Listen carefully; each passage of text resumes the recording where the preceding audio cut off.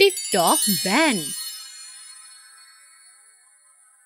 ये कहानी है एक राहुल नाम के लड़के की, जो कि मुंबई का रहने वाला और काफी रोचक किस्म का है। राहुल अभी 10वीं कक्षा में पढ़ रहा है और ये दिनों लॉकडाउन के चलते वो घर पर ही था। देश में लॉकडाउन का माहौल खत्म होते ही जैसे सभी को राहत मिल गई हो।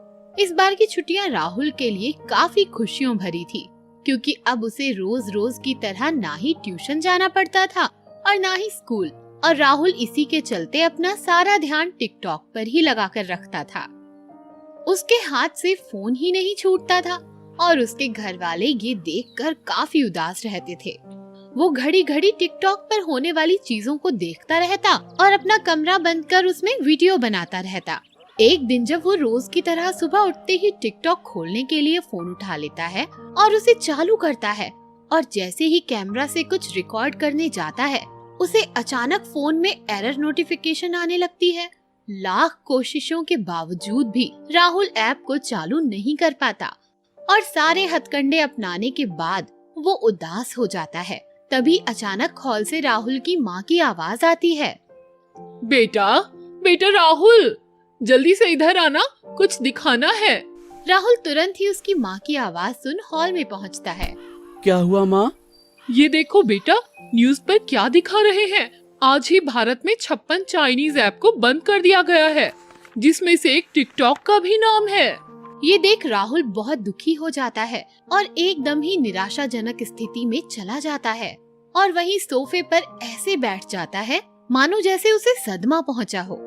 ऑफिस खत्म होते ही शाम को राहुल के पिताजी लौटते हैं। घर में घुसते ही वो राहुल को एकदम ऐसी निराश स्थिति में देखकर पूछते हैं, अरे बेटा राहुल, क्या हुआ?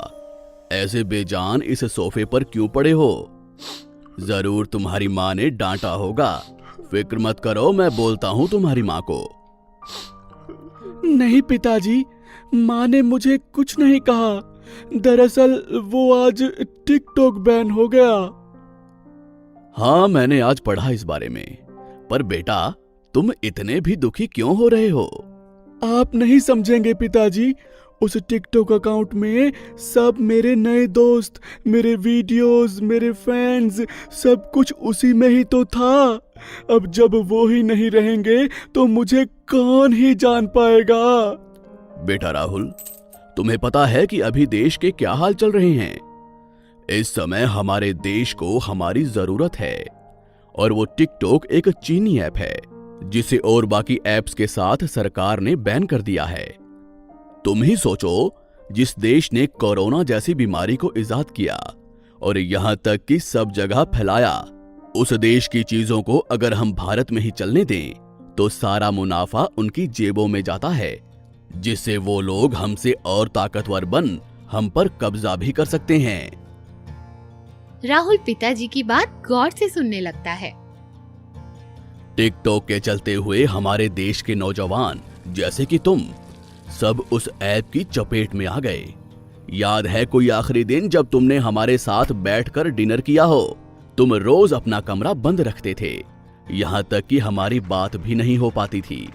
अगर यही चीज, जो कि हमारा समय, जो सबसे कीमती है, यदि वो समय हम इसी चीज में लगाएं जो हमें सच में महान बना सके, ताकि तुम्हारे भी लोग फैन बने, तुम्हारे काम की वजह से जो तुम देश के और खुद के हित में करोगे, वैसे फेमस होना क्या अलग बात होगी। वैसा कुछ काम करने के लिए जब तक तुम्हारा दिमाग इस ऐप से निकलकर खुद को उस कामयाबी के काबिल और श्रेष्ठ बनाने में नहीं लगेगा, तब तक हमारा देश भी आगे नहीं बढ़ेगा बेटा।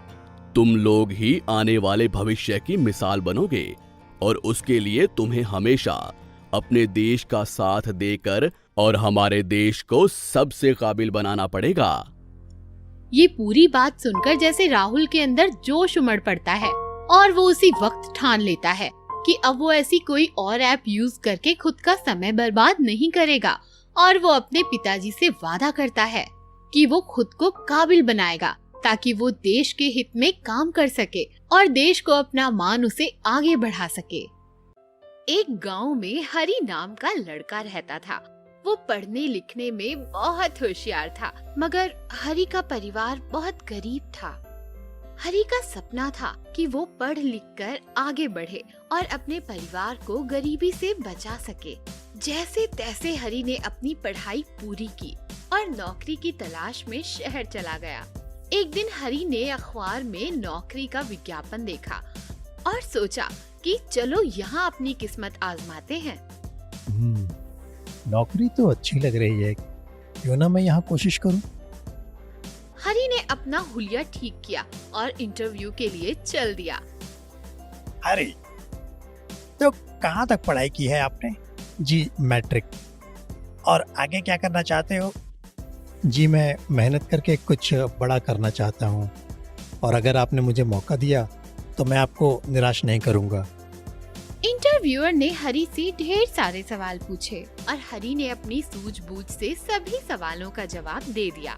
पर फिर अरे तुमसे बात करके अच्छा लगा। तुम एक काम करो, अपना ईमेल आईडी यहाँ लिख दो, हम तुम्हें ईमेल पर तुम्हारा ऑफर लेटर भेज देंगे। शुक्रिया साहब, पर मेरे पास ईमेल आईडी नहीं है। क्या आज के डिजिटल दौर में ईमेल नहीं? नहीं साहब, मैंने कभी ईमेल आईडी नहीं बनाया। हरी की बात सुनकर इंटरव्यूअर्स चौंक गए और आपस में बात करने लगे। प्रोफाइल तो अच्छी है पर ईमेल आईडी नहीं। जिसके पास ईमेल आईडी नहीं वो कैंडिडेट आउटडेटेड ही होगा। ये हमारी कंपनी के लिए सही नहीं है। हाँ, मुझे भी ऐसा लगता है। आपस में बात करने के बाद उन्होंने हरी को रिजेक्ट कर दिया। पर सर, सिर्फ ईमेल ना होने के कारण आप मुझे नौकरी देने से इनकार कर रहे हैं। भला ईमेल से मेरे हुनर का क्या संबंध है? सॉरी हैरी, तुम कहीं और ट्राई करो। हमारी कंपनी में तुम्हारे लिए कोई जगह नहीं है। हरी काफी निराश हुआ और वहाँ से बाहर निकला। बाहर आकर वो यहाँ वहाँ भटक रहा था। तब उसकी नजर एक बुजुर्ग पर पड़ी। उस आदमी के हाथ में एक फूलों की टोकरी थी। उसने हरी को देखा और कहा, ये फूल मुझसे ले लीजिए, मैं बहुत गरीब हूँ, मुझे थोड़े पैसे चाहिए। बेचारा बुजुर्ग फूल लेकर न जाने कब से खड़ा होगा। मैं एक काम करता हूँ, इसकी मदद करता हूँ। भैया ये फूल कैसे दिए? भाई आप जितना चाहे दे दो, मुझे बस घर जाकर अपने बीमार बेटे को कुछ खाना खिलाना है। ठीक है, मेरे पास ये 200 रुपए हैं, तुम ये टोकरी मुझे दे दो और अपने घर चले जाओ। शुक्रिया बेटा, भगवान तुम्हें तरक्की दे। तुम मेरे फूलों का सही दाम दे रहे हो। भैया तरक्की क्या मिलेगी मुझे?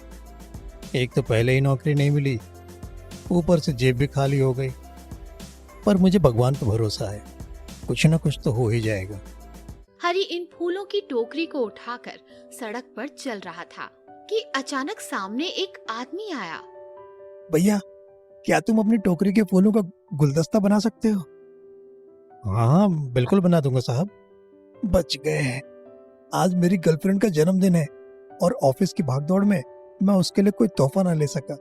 डर रहा था कि अब उससे क्या कहूंगा, पर तुम तो भगवान के रूप में सामने आ गए। चलो अब एक बढ़िया से गुलदस्ता बनाकर दे दो। हरी ने उन फूलों का बढ़िया सा गुलदस्ता बनाया और उस आदमी को दे दिया। वाह, ऐसा अनोखा गुलदस्ता तो मैंने कभी नहीं देखा। ये देखकर तो मेरी स्वीटी काफी खुश होगी। ये लो 300 रुपए। शुक्रिया साहब। 300 रुपए पाकर हरी को हिम्मत मिली और उसने बचे हुए फूलों के छोटे छोटे गुलदस्ते बनाए और इन गुलदस्तों को वो बेचने निकला। दिन खत्म होते ही हरी के सारे गुलदस्ते बिक गए थे और उसने करीब 1000 रुपए कमा लिए। दूसरे दिन हरी वहीं जाकर खड़ा हो गया जहां उसे वो बुजुर्ग मिले थे। बुजुर्ग फिर से फूलों की टोकरी लेकर खड़ा था।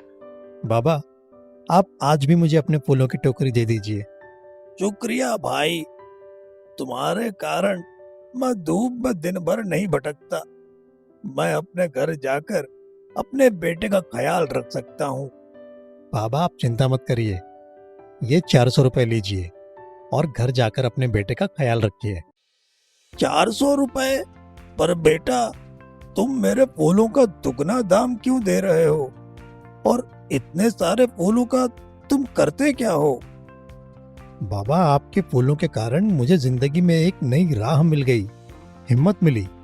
अब मैं हर रोज आपसे फूल लिया करूंगा, और अगर ऊपर वाले ने मुझे बरकत दी तो मैं आपको भी और पैसे दूंगा। भगवान तुम्हारा भला करे। हरी अपनी कलाकारी से खूबसूरत गुलदस्ते बनाता और बेचता। हरी की मेहनत की कद्र होने लगी और उसे हर रोज और ज्यादा ऑर्डर्स मिलने लगे।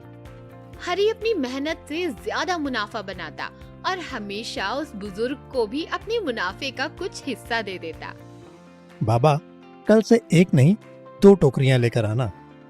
हाँ बेटा, तुम्हारे लिए मैं जरूर लाऊंगा, पर 2 टोकरियां मैं उठाऊंगा कैसे? आप चिंता ना करें, मैं गांव से अपने दोस्त को यहाँ बुला लूंगा। हरी ने अपने गांव से अपने जैसे गरीब मेहनती दोस्तों को भी शहर बुला लिया और उनकी मदद से उसने अपने फूलों का बिजनेस बढ़ा दिया। देखते ही देखते एक बड़े मॉल में हरी की खुद की दुकान खुल गई और उसका नाम सुर्खियों में छा गया। एक दिन एक बड़ी फिल्म के लिए फिल्म मेकर्स ने हरी के गुलदस्तों का इस्तेमाल किया और वो सेट सभी को पसंद आया। फिल्म के क्रेडिट्स में हरी की कंपनी का नाम भी आया और एक बड़े मीडिया हाउस ने हरी का इंटरव्यू लिया। इंटरव्यू खत्म होते ही जर्नलिस्ट ने हरी से कहा, सर, आप मुझे अपना ईमेल आईडी दे दीजिए, मैं आपको ये इंटरव्यू मेल कर दूंगा। मेरे पास ईमेल नहीं है। ईमेल नहीं है तो ये बड़ी दुकान बिना ईमेल के खड़ी किया है आपने? अगर ईमेल होता तो ये दुकान नहीं होती। आज ईमेल नहीं था मेरे पास, तो इसलिए ही खड़ी हुई है ये दुकान। क्या? कैसे? हरी ने अपने पहले इंटरव्यू की बात जर्नलिस्ट को बताई और उसने इस कहानी को अपने अखबार में छापकर हरी जैसे लोगों को मोटिवेट किया।